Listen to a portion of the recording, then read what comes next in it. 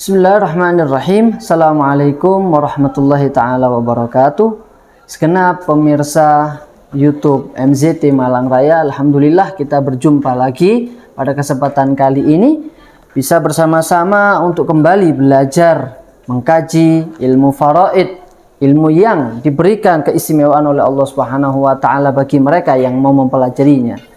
Jikalau di pertemuan sebelumnya kita membahas tentang bagian-bagian ataupun mereka yang mendapatkan bagian dari ahli waris di antara laki-laki dan perempuan, dan kita sudah mengetahui bagian berapa saja yang sudah ditentukan tertulis di kitab Allah Subhanahu wa taala, maka setelah ini kita akan masuk membahas satu persatu siapa saja yang mendapatkan warisan dan berapa bagian yang akan mereka dapatkan, dengan beserta syarat-syarat dan ketentuan yang sudah dikalkulasikan dan dirumuskan oleh para ulama, tentunya merujuk kepada Al-Quran dan hadis dan juga ijtihad ijma' para sahabat radhiyallahu anhum wa ardhah.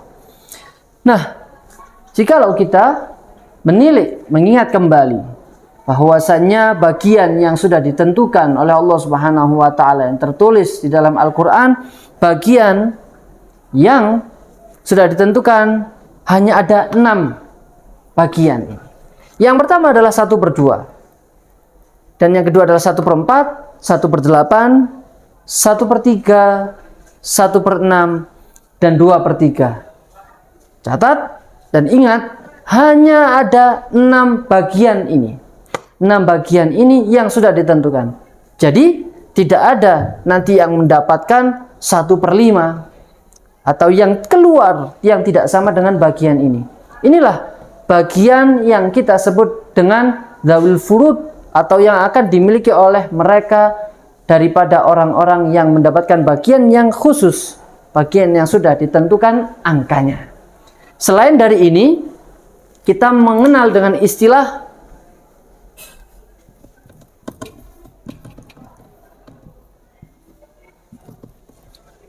asobah. Kita mengenal istilah asobah, atau sama dengan sisa. Jadi selain bagian-bagian yang sudah ditentukan, ada satu lagi bagian yang tersisa adalah yang disebut dengan asobah. Asobah itu adalah kita sebut dengan artian dalam bahasa kita sisa. Mungkin nanti ketika kita rumuskan dalam pembagian kita, maka bisa kita rumuskan dengan as.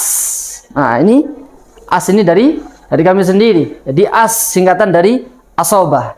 Tapi kalau kita cari di kitab nanti tidak ada ini as ini. Karena di kitab manapun tidak ada singkatan asobah dengan as, itu tidak ada. Hanya untuk memudahkan dalam pelajaran kita yang akan kita mulai, insya Allah kita masuk dalam pembagian mereka anggota famili ahli waris yang akan mendapatkan bagiannya. Baik, jika sudah dipahami, maka kita akan masuk kepada mereka siapa yang pertama mendapatkan bagian dari kalangan ahli waris.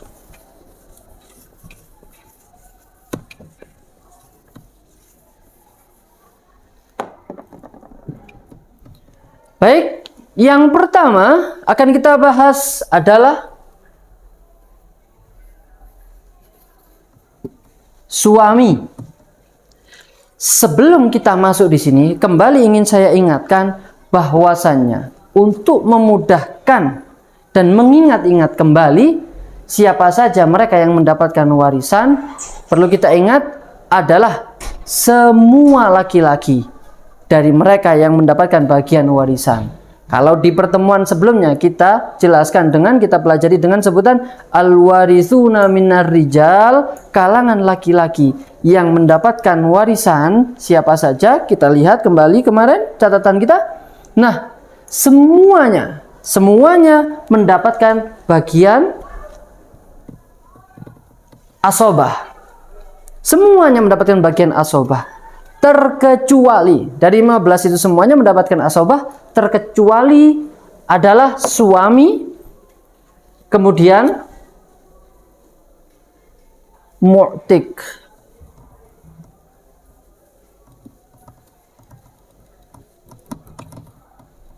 Mu'tik kemarin adalah orang yang membebaskan budak. Yang sudah membebaskan budak, kemudian budak tersebut sudah dibebaskan dan dia meninggal tidak memiliki ahli waris, maka orang yang mendapatkan, yang membebaskan budak ini, dia mendapatkan semua hartanya, semua harta si mayit. Suami, dan yang mungkin bisa kita tulis di sini adalah, yang lebih pas kita tulis di sini adalah saudara laki-laki. Kita bahas saudara laki-laki ya, orang laki-laki dulu. Saudara laki-laki seibu. Seibu. Kalau kita kenal istilahnya dalam bahasa Arab, suami ini adalah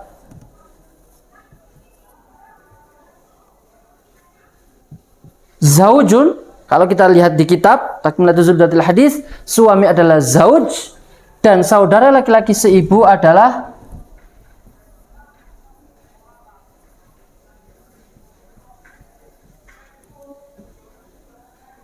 akhun li ummin, saudara seibu. Dua laki-laki ini mendapatkan bagian warisan tidak dengan asobah, tetapi dengan bagian tertentu, salah satu dari yang tadi, 1/2, 1/2, 1/4, 1/8 sampai seterusnya. Nah, berapakah yang akan mereka dapatkan? Maka kita cukup di sini pertama kita masuk terhadap pembahasan suami. Ya, kita masuk pembahasan suami dulu. Adapun saudara laki-laki seibu nanti kita akan masuk di pertemuan-pertemuan selanjutnya. Ini hanya mengingatkan bahwasanya untuk memudahkan langkah kita nanti ketika sudah masuk mulai banyak anggota keluarga yang akan kita praktekkan, kita lakukan dan kita hafalkan berapa bagian-bagian mereka. Suami, saudara laki-laki, ingat ketika ada dua orang ini tidak mendapatkan asobah, mereka mendapatkan bagian tertentu. Nah sekarang suami, berapakah bagian suami ini? Diingat ya, suami tadi bahasa Arabnya adalah zaujun. Baik, zauj saya hapus di sini. Suami ketika dia kalau di dalam bahasa kitab mungkin kami membahasakannya dengan munfarid. Apa itu munfarid? Dia sendirian. Ketika dia sendirian, maka bagian suami mendapatkan berapa? Suami mendapatkan bagian 1/2. 1/2, setengah. 1/2 dari seluruh harta warisan. Apa yang dimaksud dengan sendirian? Maka di sini artinya adalah sendirian ketika tidak ada dari saudara yang meninggal ataupun ahli waris yang lain kecuali suami. Maka suami mendapatkan bagian 1/2, mendapatkan bagian 1/2. Baik, kalau sudah, kita harus mengetahui kembali siapa saja mereka yang bisa mengganggu gugat atau merusak atau menurunkan hak kadar suami dari setengah ini. Siapa saja mereka? Adalah yang bisa merubah bagian suami di sini adalah, kalau kita mengenal di dalam kitab namanya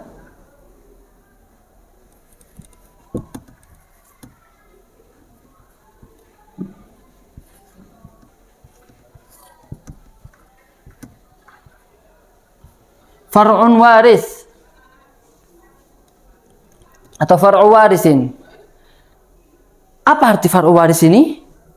Kalau kita artikan lebih eksplisitnya, lebih tepatnya adalah keturunan.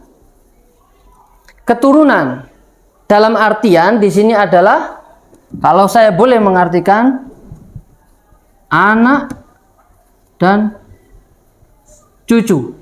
Anak ataupun cucu dari cucu ini. Cicit, anak, cucu, cicit, dan seterusnya. Ini dinamakan far'u waris. Anak ataupun cucu. Nah, jadi ketika mayit meninggal, seseorang meninggal, kemudian dia mendapatkan suami, ada suami yang dia tinggalkan, kita lihat orang yang meninggal ini punya anak atau tidak, punya suami. Apabila suaminya ada, kemudian dia, orang yang meninggal juga punya anak ataupun cucu, maka ketika ada anak cucu ini, suami tidak lagi mendapatkan 1/2 bagian. Berapakah yang dia dapatkan? Maka suami mendapatkan bagian 1/4. Tidak lagi mendapatkan 1/2, namun suami mendapatkan bagian 1/4. Nah, maka cukup 2 keadaan inilah bagi suami. Ketika dia tidak mendapatkan 1/2, maka suami mendapatkan 1/4. Tidak ada keadaan lain bagi suami. Jadi mau tidak mau, ketika istrinya, suami ini meninggal, ya, dia mewarisi harta istrinya. Jika tidak mendapatkan 1/2 setengah dari warisan tersebut, maka suami mendapatkan 1/4 dengan syarat istri tadi memiliki anak ataupun keturunan. 1/4. 2 ini saja keadaan ataupun bagian dari suami. Baik, ini adalah orang yang pertama. Orang yang pertama yang mendapatkan bagian warisan. Nah, kita akan coba praktekkan di sini. Kita langsung berusaha sedikit demi sedikit mencoba untuk masuk. Setiap kita mendapatkan 1 orang, kita praktekkan di sini.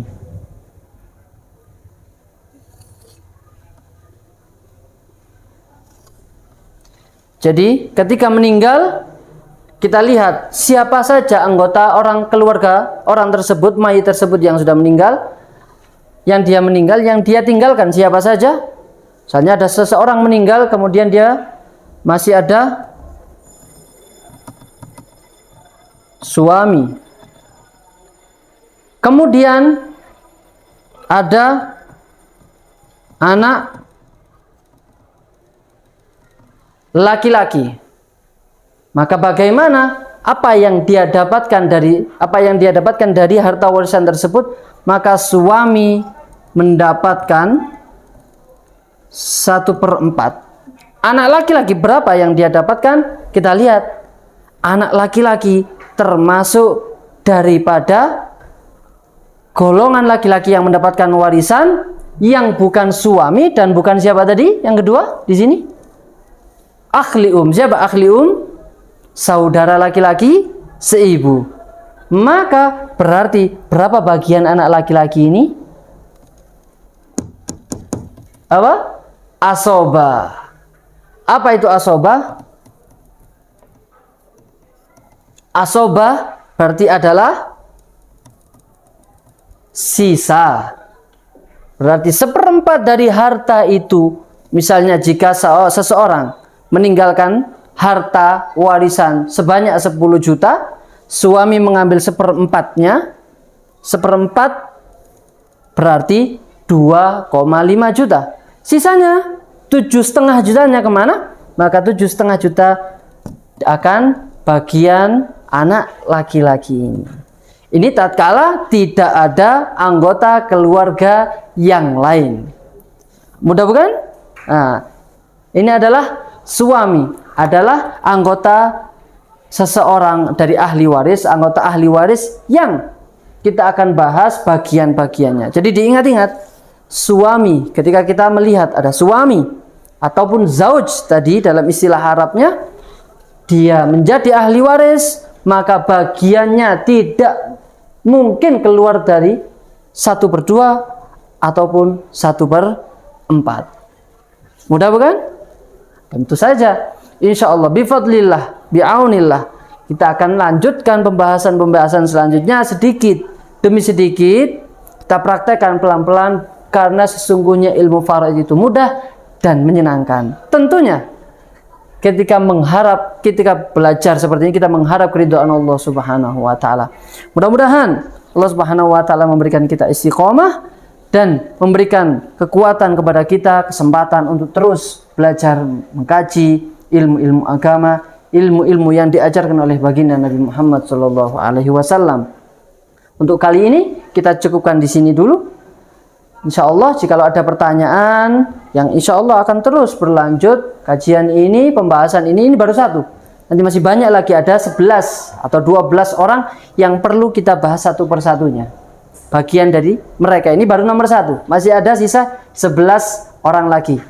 Insya Allah akan kita lanjutkan di pertemuan selanjutnya. Tetap jangan lupa, apabila ada pertanyaan, ada yang kurang paham ingin dipertanyakan, ada permasalahan dengan kajian faraid, ada permasalahan-permasalahan yang lainnya, silakan tulis di kolom komentar ataupun hubungi nomor admin yang tertera di video ini. Wabillahi taufiq wal hidayah, wallahu musta'an wa alaihi tuklan. Assalamualaikum warahmatullahi taala wabarakatuh.